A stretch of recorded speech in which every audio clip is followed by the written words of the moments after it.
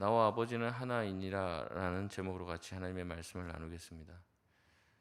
요한복음 10장은 요한복음 전체에서 7번이나 예수님이 나는 누구누구이다 라고 말한 발언에 그런 선언에 2번이나 등장하는 본문입니다. 앞서 예수님은 7절에서 나는 양의 문이다 라고 선포를 하셨고 11절에 나는 선한 목자다 라고 말씀을 하셨습니다. 선한 목자는 양을 위해서 목숨을 버리기까지 아끼지 않는 분이 바로 선한 목자이죠. 그러기에 예수님은 자기의 양이신 우리를 위해 십자가에서 죽으셨다라고 말씀을 하시는 겁니다. 그럼에도 불구하고 사람들은 예수님을 믿지 않고 뭐라고 얘기합니까? 귀신 들렸다, 미쳤다라고 말을 하죠. 또 어떤 사람들은 아니다, 그는 하나님의 선지자라고 말하기도 합니다. 사람들은 예수님의 말씀을 그대로 받아들이지 않고 자신의 기준을 따라 받아들입니다. 예수님이 하신 말씀을 곧이곧대로 듣지 않고 자신의 생각의 필터를 거쳐서 받아들이니까 누군가는 예수님을 믿기도 하죠. 그렇지만 누군가는 예수님을 신성모독자 내지는 예수님을 죽여야 될 어떤 사람으로 생각하기도 합니다. 결국에 예수님의 말씀의 문제가 아니라 말씀을 받는 사람들의 마음밭의 문제임을 보여주고 있는 것이죠. 오늘은 그 다음에 이어지는 주님의 말씀입니다. 22절 말씀 같이 한번 읽어보겠습니다. 시작. 예루살렘의 수전절이 이르니 때는 겨울이라. 아멘. 이 수전절이라는 말이 나옵니다. 수전절은 무엇이냐면 이제 그 신구약 중간기, 구약과 신약이 넘어가는 그 중간기에 일어난 사건을 기념하면서 이제 수전절이라고 이야기했는데 마카비라고 하는 가문이 혁명을 일으켜서 이방인에게서 이제 헬라인들에게서 빼앗긴 유대의 성전을 다시 탈환하면서 그것을 기념하는 의미로 세운 절기입니다. 그러니까 이제 이방인들에게 뺏겼던 성전을 다시 되찾아온 것이에요. 그래서 우리가 다시 성전에서 예배하게 되었음을 이제 기념하는 절기로서 수전절을 지킨 것이죠. 이 시기가 도래하면 사람들은 다시 한번 마음 가운데 지금 이제 로마의 압제 가운데 있잖아요. 로마의 식민지 가운데 있었기 때문에 자신을 통치하는 로마를 몰아낼 수 있는 혁명적 지도자, 성경에서 예언한 메시아, 정치적이고 군사적인 아주 강력한 메시아에 대한 열망이 고조가 되는 시기였다는 것을 알 수가 있습니다. 그러니까 이 날이 다가오면 그런 거죠. 우리나라도 뭐 8.15 광복절 다가오면은 뭔가 이제 그런 광복에 대한 열망, 또 일제 식민지에 대한 어떤 그 감정이 다시 한번 올라오는 것처럼 지금 수전절이 이르게 되었을 때 사람들의 마음에는 지금 자신들을 억압하고 있는 이 로마의 식민지를 벗어나게 해줄 메시아를 꿈꾸고 동경하고 기다리게 되는 그런 마음들이 고양되는 그런 시기였다는 거죠. 그때 예수님께서 어떻게 하십니까? 예루살렘에 이르러 성전에 거닐고 계셨다라고 얘기합니다. 그들이 모여서 얘기하는 거죠. 메시아 그리스도가 도대체 누구냐? 도대체 언제 오시느냐? 그분이 오시기만 하면 우리들이 독립을 이룰 수 있을 것이라고 얘기합니다. 그 당시 가장 그리스도 메시아에 근접했다라는 소문이 나돌고 있던 예수님, 그 예수님에게 찾아와서 그들은 24절에 뭐라고 얘기합니까? 그리스도이면 밝히 말씀하라라고 얘기합니다. 그러니까 지금 그리스도에 대한 열망, 메시아에 대한 열망이 커지고 있는 상황이에요. 근데 이제 예수님이 거의 그것에 근접한 모습을 보이기 때문에 예수님에게 자꾸 돌려 얘기하지 말고 어떻게 하라는 겁니까? 자꾸 뜸들이지 말고 당신이 우리가 기다려온 로마를 뒤엎을 장군이라면 솔직하게 얘기를 해라. 자꾸 애매한 말 하지 말고 정확하게 얘기하라고 이야기합니다. 그러자 예수님은 뭐라고 대답하십니까? 우리 25절, 26절 말씀 같이 한번 읽겠습니다. 시작. 예수께서 대답하시되 내가 너희에게 말하였으되 믿지 아니하는도다. 내가 내 아버지의 이름으로 행하는 일들이 나를 증거하는 것이오늘 너희가 내 양이 아니므로 믿지 아니하는도다. 아멘. 예수님이 이미 말씀하셨다고 얘기하죠. 자신이 누구인지 행동하셨고 말씀하셨습니다. 표적으로 자신이 누구신지 여러 번 보여주셨지만 믿지 않은 것은 그들이었지 말하지 않은 것이 아니었습니다. 그러면서 예수님은 말씀하시죠. 너희들이 내 양이 아니므로 믿지 아니하는도다라고 얘기합니다. 앞서 계속된 양과 목자에 대한 비유의 연장선이죠. 주님은 양은 목자의 음성을 안다라고 이야기합니다. 타인의 음성은 알지 못함으로 떠나간다고 얘기하죠. 결국 이제 유대인들이 예수님의 말씀과 행적을 보고도 예수님이 누구인지 알아채지 못하는 것은, 예수님이 그리스도인지를 알아보지 못하는 이유는 그들이 주님의 양이 아니기 때문에 그렇다는 겁니다. 이것은 우리에게 주님의 말씀을 따라야 한다라고 촉구하는 것이 아닙니다. 우리가 주님의 말씀을 따라야 주님의 양이 된다, 이 말이 아닙니다. 내가 따라가는 것이 내가 삼은 목자이고 내가 그 양이다라고 하는 우리의 정체성을 드러내는 말이라는 거죠. 우리가 주님을 따르고 있고 주님의 말씀을 따르고 있다면 우리는 주님의 양일 것입니다. 그러나 우리가 주님을 따르지 않고 주님의 말씀을 따르지 않으면 주님의 양이 아닌 것이죠. 우리가 주님을 잘 따르고 있습니까? 주님처럼 사랑이 많고 주님처럼 헌신적이고 희생적인 삶을 살고 있습니까? 아니면 내가 추구하고 내가 따라가고 있는 것, 내가 지금 목표로 하고 있는 것, 소위 말하면 나의 기도 제목이 무엇이냐? 내 가족이고 성공이고 돈이고 세상의 체면이고 명예를 쫓고 있다면 나는 그 명예와 그 체면의 양이 되는 것이죠. 그렇기 때문에 내가 돈을 따르고 있으면 내 목자는 돈이다, 이 얘기를 하는 거예요. 나는 돈의 양이지 주님의 양이 아니라는 거죠. 그것을 이제 밝혀주는 거지, 하나님의 말씀을 따라서 주님의 양이 되라는 게 아니에요. 그러니까 지금 말씀하는 것은 내가 따르는 존재가 바로 나의 목자라는 것이고 내가 그 양이다. 예수님 그 얘기를 하고 계시는 겁니다. 그러니까 그들이 지금 성경을 읽고 뭐 하나님 섬긴다, 바리새인이다, 종교 지도자들이다라고 하지만 그들이 지금 따르고 있는 건 뭡니까? 돈이었고 명예였고 사람들의 인정이었다는 거죠. 그러니까 주님의 양이 아닌 겁니다. 하나님의 양이 아닌 거죠. 그러니까 하나님의 말씀을 듣지 않는 것이고 들리지도 않는 것입니다. 우리에게 주님의 말씀이 들리지 않는 것이 아니라 주님의 말씀을 들립니다. 들리는데 내가 주님의 양이 아니면 안 들리는 거죠.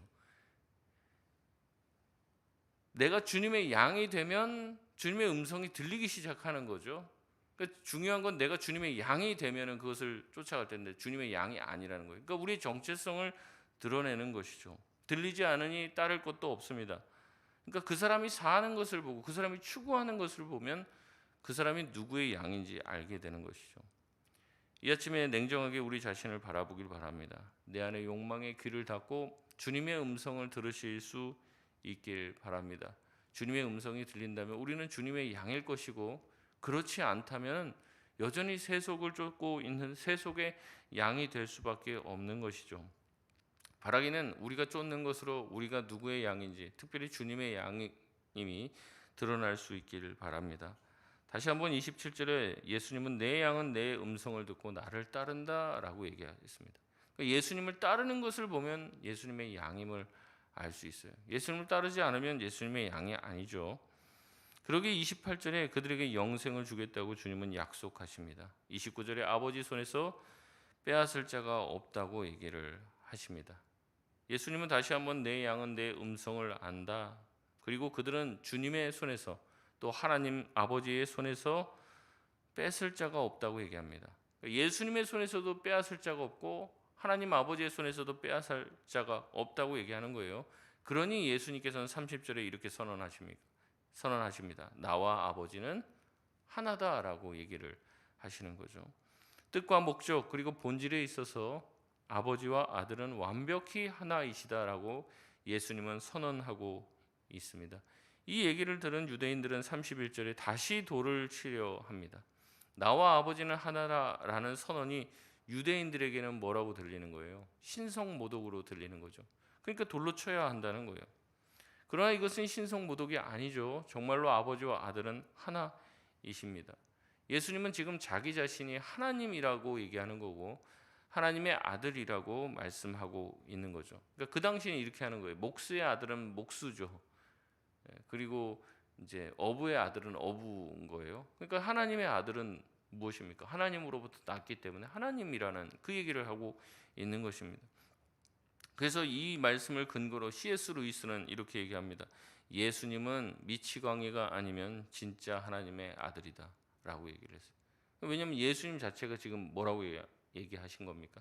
예수님 자신이 하나님이라고 얘기하고 하나님의 아들이라고 말씀하신 거예요. 그러면 이제 진짜 하나님의 아들이거나 아니면 이제 정신 나간 사람이라는 거죠. 둘 중에 하나라는 거죠. 예수님 자신이 그렇게 얘기했기 때문에. 그러나 길 가는 사람들을 붙잡아 놓고 물어보라는 거예요. 예수님 미치광이냐? 그럼 대부분은 그렇진 않다. 뭐 4대 성인 중에 하나다. 뭐 이렇게 얘기한다는 거죠. 제정신이 아닌 사람 아니다. 미친 사람 아니다라고 대부분의 사람들이 생각한다. 그러면 예수님은 자기 스스로가 하나님의 아들이라고 얘기했기 때문에 하나님의 아들임을 믿을 수밖에 없지 않냐 이렇게 얘기를 합니다. 예수님은 여러 번 자기가 스스로 있는 자다, 내가 그다라고 말씀하시며 구약에서 말씀하신 하나님적인 존재가 바로 자기라고 말씀을 하셨습니다. 그리고 지금 오늘 본문에서는 하나님과 자신이 하나라고 얘기를 했습니다. 그럼 미치광이 아니면 하나님이라는 거예요. 그러나 예수님은 말씀으로 그들의 3단 논법, 그들의 논법을 이제 반박을 하시는데 특별히 34절에 시편 82편 6절의 말씀을 인용하며 그들에게 이야기하고 계시는 거죠. 내가 너희를 신이라 하였노라라는 말씀을 인용합니다. 하나님의 말씀을 받은 자들 또한 신이라고 불렀는데 하물며 아버지께서 거룩하게 하사 이 세상에 보내신 하나님의 아들을 내가 하나님의 아들이라고 얘기하는 것, 그리고 내가 하나님께로부터 출생한 자라고 얘기하는 것이 어찌 신성모독이 되겠느냐, 내가 지금 성경의 말씀을 인용하여 이렇게 얘기하는 것도 잘못된 거냐라고 얘기를 하십니다. 그리고 가장 확실한 증거로 37절에서 38절 말씀에 예수님 자신의 행함을 얘기하십니다. 예수님이 행하신 일들, 병자를 고치고 치유하시고 낫게 하시고 걷게 하시는, 그 다음에 죽었던 자를 살리시는 놀라운 생명의 사역을 하고 계신다는 거죠. 하나님으로부터 나지 않은 사람이 어떻게 이런 일을 할 수 있겠냐는 거예요. 예수님은 가장 확실한 증거로 하나님의 말씀 그리고 자신의 사역을 이야기하십니다. 그러면서 얘기하시는 거죠. 예수님이 하나님 아버지 안에 있고 하나님 안에 예수님 자신이 있다고 말씀을 하십니다. 그러니까 결국에 예수님과 하나님이 하나라는 얘기를 하고 계십니다. 하나님을 보고 싶다면 예수님을 보면 알 수 있는 것이고 예수님을 보면 하나님을 알 수 있는 것입니다. 예수님을 알지 못하면 하나님을 알 수 없는 것이고 예수님을 거부하면 하나님 또한 거부하게 된다는 것입니다. 이 말씀 또한 다시 한번 사람들을 자극하게 됩니다. 사람들은 다시 예수님을 39절에 잡으려고 하죠. 예수님이 계속해서 하나님을 모독하는 말을 하는 것, 예수님이 바로 앞에 눈앞에 있는 인간인데도 불구하고 자신이 하나님이다, 하나님의 아들이라고 하는 말을 참지 못해 잡으려고 하지만 예수님은 빠져나가 40절에 요한이 세례를 베풀던 요단 강가로 가십니다. 얼마나 웃긴 이야기입니까? 예수님께서 지금 자신을 드러내셨잖아요. 그리스도이시면 말하라. 그래서 예수님 말했는데도 받아들입니까? 안 받아들입니까? 안 받아들이는 거예요. 그래서 제가 몇 번 말씀을 드렸죠. 지금 우리가 예수님 믿는 게 쉬울까요? 그 당시에 우리가 예수님을 믿는 게 쉬울까요? 라고 얘기했을 때 많은 사람들이 그 당시에 우리가 예수님 보면 믿었죠 라고 얘기하는데 그렇지 않다는 거예요. 눈앞에 있는 인간을 어떻게 하나님의 아들로 믿을 수 있습니까? 이게 쉬운 일이 아닌 거예요. 그러니까 사실은 보고 믿는 것보다 보지 않고 믿는 게 더 복되다, 이런 말씀이, 우린 지금 보지 못하고 있으니까 어떻게 보면 예수님이 하신 일들, 예수님의 놀라우신 일들을 더 쉽게 믿을 수 있어요, 어떻게 보면. 근데 그 당시에 지금 눈앞에 있는 인간 예수님을 하나님의 아들로 받아들이는 것은 상당히 쉽지 않은 일이었다는 것이죠. 사람들은 예수님을 잡아 죽이려고 하지만 예수님은 요단강가로 가십니다. 지금 원래 예수님이 어디 계셨습니까? 예루살렘에 계셨던 거죠. 예루살렘은 어떠한 곳입니까? 종교의 중심지였고 화려한 성전이 있는 곳, 수많은 사람들이 와서 성경의 말씀들을 토론하는 곳이었어요. 예배가 드려지고 제사가 드려지는 곳이 바로 예루살렘이었습니다. 거기 있는 수많은 사람들이 하나님의 말씀에 대한 아주 박식한 지식들을 많이 가지고 있는 사람들, 아주 종교적인 도시였죠. 그러나 그곳에 있는 사람들은 예수님을 환영하지 않습니다. 오히려 예수님을 배척하고 예수님을 알아보지 못하고 죽이려 듭니다. 그래서 예수님은 어디로 가십니까? 한적한 곳으로 가시죠. 아무도 거들떠보지 않는 시골로 내려갑니다. 그러나 그곳에 내려가서는 사람들이 예수님을 알아봅니다. 그리고 예수님이 행하신 일을 보고 예수님이 하나님의 일을 하시는 그리스도인 줄을 보게 되는 것이죠. 기독교는 종종 화려한 중심부가 아니라 외롭고 조용한 변두리, 그리고 사람들이 찾지 않는 곳에서 피어나게 되는 것입니다. 환영받는 곳에서 오히려 기독교는 타락하고, 오히려 핍박받고 소외된 사람들 가운데서는 주님이 주시는 은혜와 부흥이 임하게 되는 것이죠. 예루살렘처럼 북적북적하고 화려한 대형교회, 시끄럽고 뜨거운 집회 가운데서는 오히려 주님의 음성을 듣지 못할 수 있습니다. 그러나 조용한 곳, 한적한 곳, 아무도 찾지 않는 곳에서 오히려 주님의 음성을 들을 수 있는 것입니다. 그래서 주님은 때로는 우리를 요단 강가로, 때로는 고독하고 조용하고 아무도 찾지 않는 빈들로 우리를 부르시는 거죠. 바로 오늘 이 새벽 자리가 주님께서 찾아오시고 우리에게 말씀하시는 요단 강가인 줄 믿습니다. 세상의 소음이 차단된 이곳에서 우리는 비로소 분명하게 말씀하시는 주님의 음성을 들을 수 있게 되는 것이죠. 비록 저와 여러분의 삶이 광야 같을지라도 그곳에 오히려 주님께서 함께 하시며 참된 믿음으로 우리를 인도하시는 은혜의 장소가 된다는 것을 기억하시길 바랍니다. 종교적인 언사가 난무하고 하나님을 잘 안다고 하는 사람들이 모여 있는 곳에서는 오히려 주님은 배척받으시고 환영받지 못하실 수도 있다는 것이죠. 말씀을 맺겠습니다. 예수님은 우리의 입맛에 맞는 해결사가 아닙니다.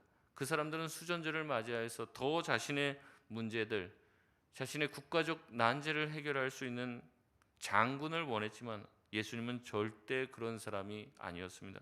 예수님은 어떤 분이셨습니까? 우리를 영원한 멸망에서 건져내어 주실, 그리고 자기 목숨을 던져서 우리를 위해서 희생하실 선한 목자셨다는 거죠. 그렇기 때문에 우리의 하루하루와 우리의 인생이 내 뜻대로 내 기대대로 되지 않는다고 원망하거나 좌절할 필요가 없습니다. 주님은 우리의 선한 목자가 되셔서 우리를 위해서 목숨을 걸어 우리를 선한 길로 인도해 주신다는 것을 기억하고 주님을 의지하실 수 있길 바랍니다. 주님과 함께 어떠한 어려움과 역경도 이겨나가시는 저와 여러분 되시길 바랍니다. 주님만이 우리 삶의 유일한 의지가 된다는 것을 기억하며 화려한 예루살렘을 쫓기보다 고요한 요단 강가로 가서 주님과 함께 깊이 있는 은혜와 교제를 누려 그 안에서 참된 평안을 누리는 저와 여러분 다 되시길 주님의 이름으로 축원드립니다. 우리 시간 같이 기도하겠습니다. 주님, 우리 또한 유대인들처럼 헛된 기대 가운데 예수님을 알아보지 못하고 오히려 예수님을 죽이려 드는 사람이 되지는 않습니까? 다시 한번 주님의 진짜 모습을 보게 하여 주시고 예수님이 정말 하나님이시라면, 예수님이 정말로 이 땅에 오신 메시아시라면 주님 붙들고 나아갈 때 어떠한 어려움도 없다는 것을 기억하며 어떠한 고난과 어떠한 실망 가운데서도 다시 일어날 수 있는 소망이 된다는 것을 기억하며 주님 안에서 안전함을 누리게 하여 주시고 세상 속에서 예수님 붙들며 살아갈 수 있는 우리 삶이 되게 하여 달라고 우리 주여 한번 부르짖고 합심해서 기도하고 자유롭게 기도하고 돌아가시겠습니다. 주여